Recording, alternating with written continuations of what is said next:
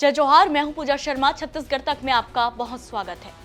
छत्तीसगढ़ में विधानसभा चुनाव के पहले कांग्रेस हर तरफ से भाजपा को घेरने की रणनीति बना रही है। इसी कड़ी में 13 सितंबर को मोदी सरकार के खिलाफ छत्तीसगढ़ कांग्रेस का हल्ला बोल और रेल रोको आंदोलन को लेकर छत्तीसगढ़ में राजनीतिक माहौल जमकर गर्म हो चला है। कांग्रेस के नेताओं का आरोप है कि मोदी सरकार देश की सबसे विश्वसनीय यात्री सेवा रेलवे सुविधा को समाप्त करने की साजिश रच रही है और जल्द इसे निजी हाथों में सौंपने का षड्यंत्र किया जा रहा है। कांग्रेस का कहना है कि छत्तीसगढ़ में बिना कोई कारण बताए, बिना किसी ठोस वजह के यात्री ट्रेनों को अचानक रद्द कर दिया जाता है। रेलवे द्वारा यात्री ट्रेनों को महीने हफ्तों तक बंद करने का फरमान जारी कर दिया जाता है। ऐसे में महीने भर पहले यात्रा की योजना बनाकर रिजर्वेशन कराने वाले नागरिकों की परेशानी से रेलवे और केंद्र सरकार को मतलब नहीं रहता। रेलवे यात्रियों के लिए कोई वैकल्पिक व्यवस्था नहीं रहती है। देश की आजादी के बाद ऐसी स्थिति केवल मोदी सरकार के राज में आई है। मुख्यमंत्री भूपेश बघेल ने इसके लिए केंद्र को जिम्मेदार ठहराते हुए मोदी सरकार पर जमकर निशाना साधा है।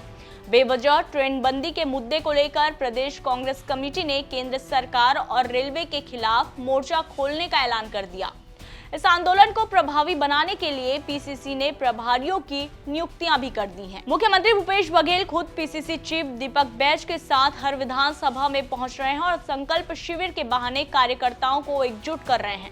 मुख्यमंत्री भूपेश बघेल ने दुर्ग में कोसरिया यादव समाज के कार्यक्रम के बाद मीडिया से चर्चा में केंद्र सरकार पर निशाना साधते हुए कहा कि जब देखो तब छत्तीसगढ़ में यात्री ट्रेनें बंद कर दी जा रही हैं।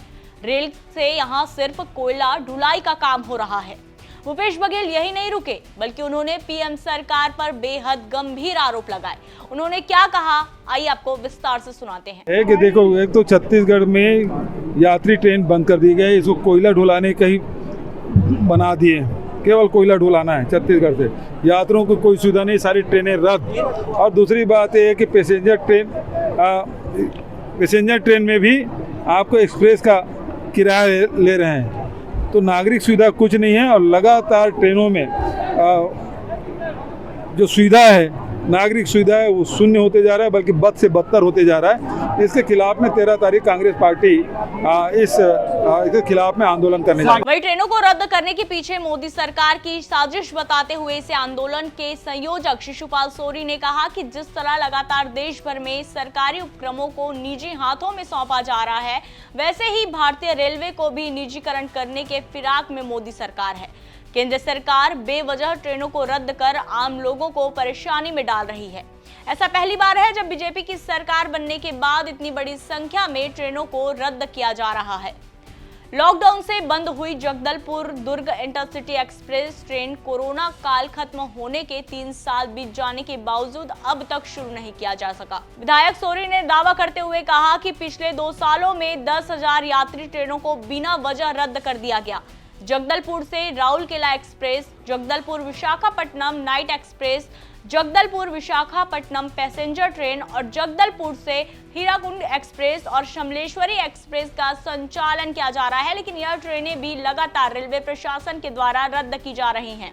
सबसे ज्यादा जगदलपुर विशाखापट्टनम पैसेंजर ट्रेन रद्द कर दी जाती है। हर रोज इस ट्रेन से हजारों की संख्या में बस्तर वासियों का आना जाना रहता है, लेकिन लगातार ट्रेन रद्द करने से लोगों की परेशानी बढ़ गई है।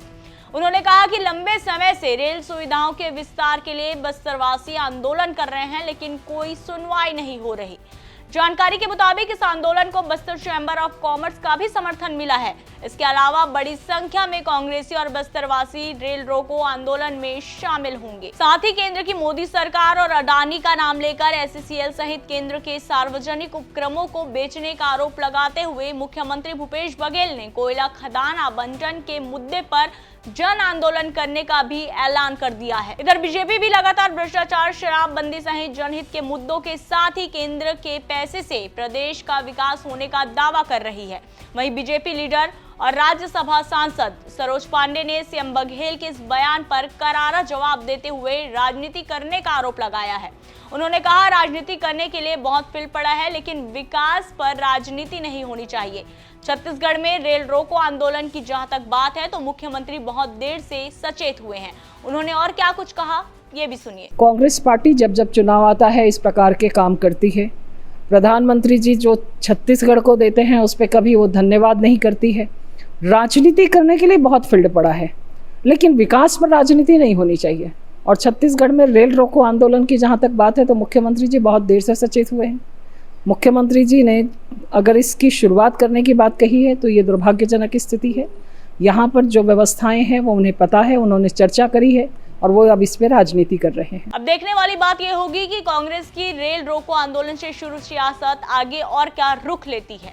ये जानकारी हम तक पहुंचाई दुर्ग से हमारे सहयोगी रघुनंदन पंडा ने। फिलहाल इस रिपोर्ट में इतना ही। छत्तीसगढ़ की ऐसी ही खबरें अब आपको व्हाट्सएप पर भी मिलेंगी। ऐसी खबरों को पढ़ने और देखने के लिए डिस्क्रिप्शन बॉक्स में दिए गए लिंक पर क्लिक करें। जय जोहार, नमस्कार।